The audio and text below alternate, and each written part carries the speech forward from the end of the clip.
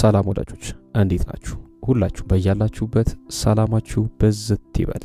ዛሬም በሌላ ዝግጅት በአዲስ ትምህርት ተመልሰን መጥተናል።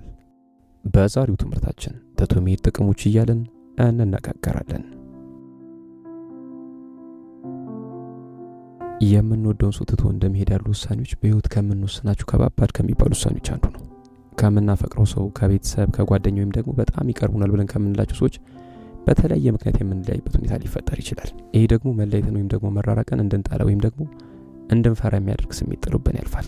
ግን ደግሞ አንዳንድ ጊዜ ትቶ መሄድ ወይም ደግሞ መራቅ በጣም አስፈላጊና የግድ የሚሆንበት ጊዜ ደግሞ እንዳለ ሊረሳ አይገባም።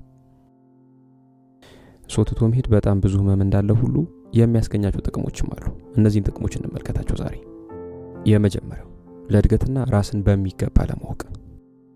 አንዳንድ የማይመቹ ሁኔታዎችን ትቶ መውጣት ከምናስበው በላይ የሚያጠነክረንና ራሳችንን በሚገባ እንድናውቅ የሚረዳን ነገር ነው።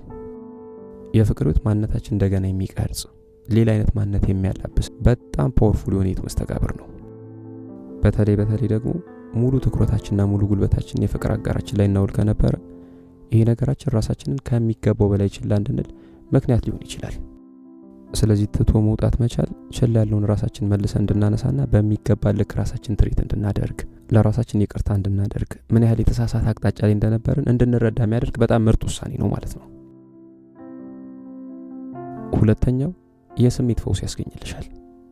በምትፈልጊውና በሚገባሽ ልክ የማትፈቀሪበትና የማትከበሪበት አይነት የፍቅር ህይወት ውስጥ መቆየት ምን ያህል ስሜትና መንፈስ እንደሚጎዳ በዚህ ሁኔታ ውስጥ ያለፈ ሰው ያውቀዋል። ስለዚህ እንደዚህ አይነት ሁኔታን ትቶ መውጣት ካለፉ ጉዳቶች፣ ካለፉ ጸጸቶች፣ ካለፉ ብስጭቶች፣ ካለፉ ቁጭቶች በፍጥነት ለማገገም የሚረዳ ነገር ነው ማለት ነው። ሶስተኛው አእምሮአዊ ጤንነትሽ ይሻሻላል። ያለፈ የፍቅር ህይወት ውስጥ በትዝታ መቆየት ለድብርትና ለአእምሮአዊ ጤና መታወክ ሊዳርግ የሚችል ነገር ነው። ስለዚህ እንደዚህ አይነት ስሜት የሚፈጥሩብሽ ሁኔታዎች ትቶ መውጣት መቻል ዛሬና አሁን ላይ እንድታተኩር ይረዳሻል። ዛሬና አሁን ላይ ማተኮር ስቺ ደግሞ አእምሮአዊ ሰላምና ጤናሽ በሚገርም ሁኔታ ከፍ ማለት ይጀምራል ማለት ነው። አራተኛው ነፃነት ነው። ከማይመች አይነት የፍቅር ህይወት ለአንዴና ለመጨረሻ ጊዜ ወጥቶ መሄድ፣ ከዛ በኋላ የዛን ሰው አመለካከት ከግምት ውስጥ ሳታስገቢ በራስሽ የራስሽን የተለያዩ አይነት ውሳኔዎች መወሰን የሚያስችልሽ ነፃነት ታገኝበታለሽ ማለት ነው። አምስተኛው አዳዲስ እድሎች ይሰጥሻል።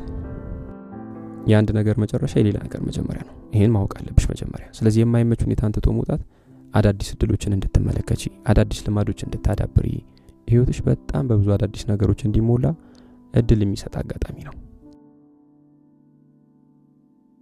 ስድስተኛው የተሻለ የፍቅር ህይወት ያስገኝልሻል። መርዘኛ የሆነ የፍቅር ህይወትን ትቶ መውጣት ጤነኛና ደስተኛ የፍቅር ህይወት ለመመስረት የመጀመሪያው የመንደርደሪያ እርምጃ ነው። ስለዚህ ቀደም ብለን እንደተነጋገርነው መለየት በጣም ከባድና የሚያም ነገር አለው። ግን ደግሞ የማይመችና ሊለወጥ ወይም ደግሞ ሊስተካከል የማይችል አይነት ግንኙነትን ትቶ መውጣት በቃላት ሊገለጽ የማይችል አይነት ሰላም የሚሰጥ ነገር ነው ማለት ነው።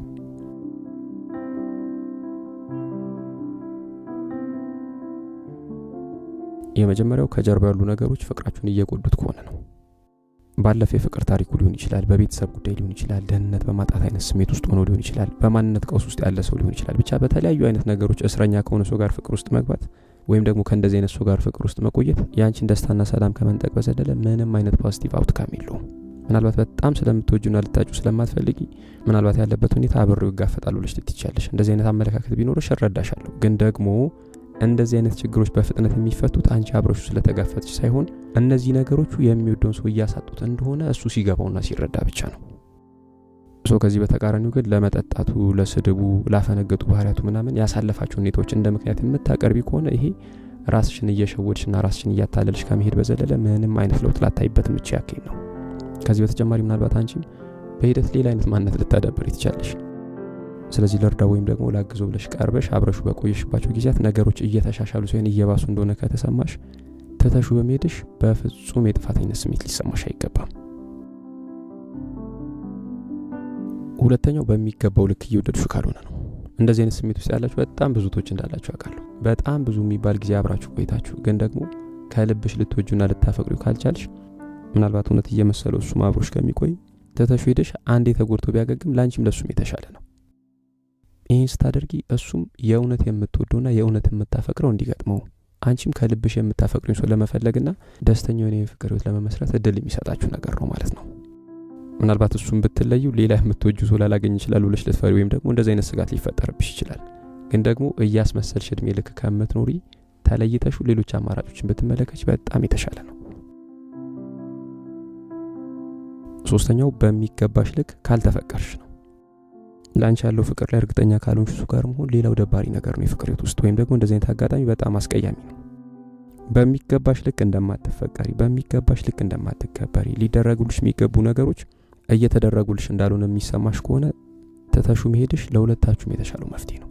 ምክንያቱም የፍቅርነት ዋና ግቡ ሁለት ተቃራኒ ጾታዎች በአንድ ጣሪያ ስር እንዲኖሩ ማድረግ አይደለም። ዋና ግቡ ደስተኛ የፍቅር ህይወትና ደስተኛ ቤተሰብ መመስረት የምትችሉበት ሁኔታ መፍጠር ነው። ስለዚህ በሚገባሽ ልክ እየተፈቀርሽ እንዳልሆነ የሚሰማሽ ከሆነ ወደ ትዳርና ወደ ሌሎች ነገሮች ከመግባታችሁ በፊት መለየትሽ በጣም የተሻለው አካሄድ ነው።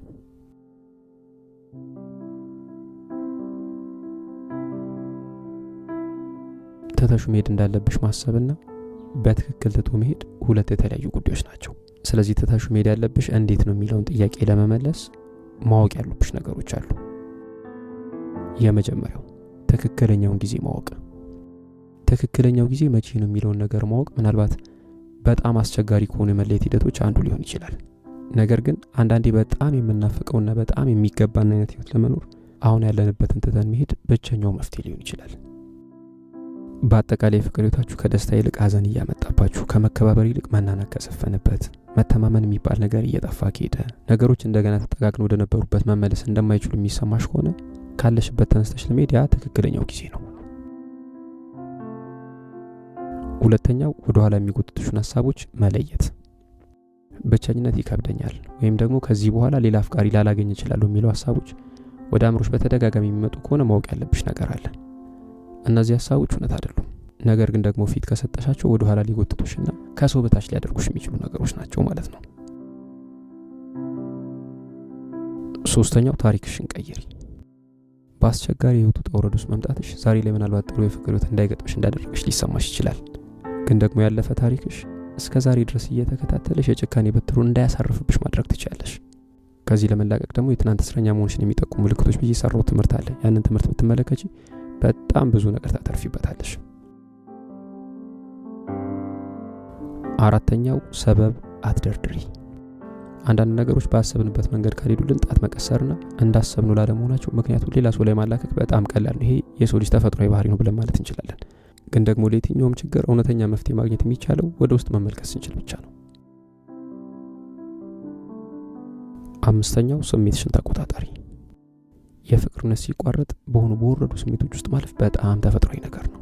ግን ደግሞ በዛ ሰዓት የሚፈጠሩብሽ ስሜቶች የነበርሽበትን እውነታና ያለሽበትን አስቸጋሪ ነገር ሊያስረሱሽ ወይም ደግሞ ሊጋርዱሽ በፍጹም አይገባም።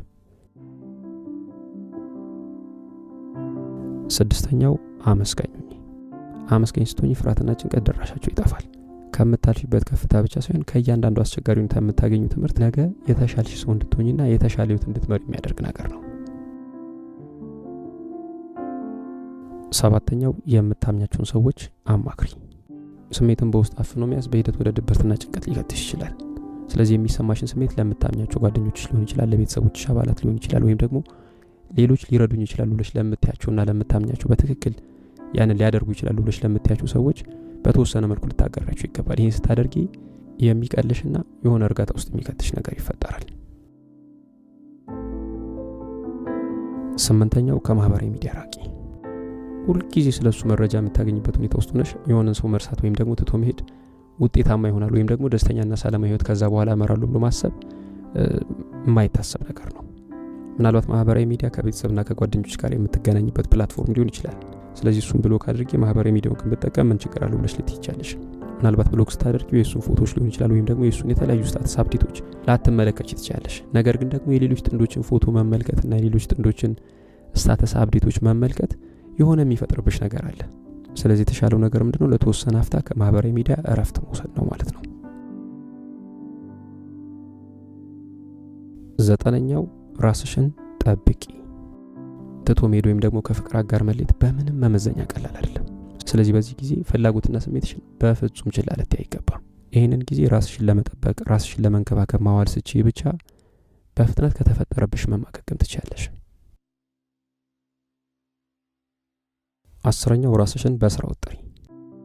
ቀኑን ሙሉ አልጋ ላይ ተኝቶ መዋል ወይም ደግሞ ከጓደኞች ርቆ መቆየት የነበርሽበትን ሁኔታዎች መውጣትሽ ስህተት እንደነበር እንዲሰማሽ ሊያደርግ ይችላል እንጂ የሚቀንስልሽ ነገር አይኖርም። ስለዚህ በተቻለሽ መጠን ትኩረትሽን ሐሳብሽን ሊበታትን የሚችሉ ነገሮች ላይ ልታደርጊ ይገባል።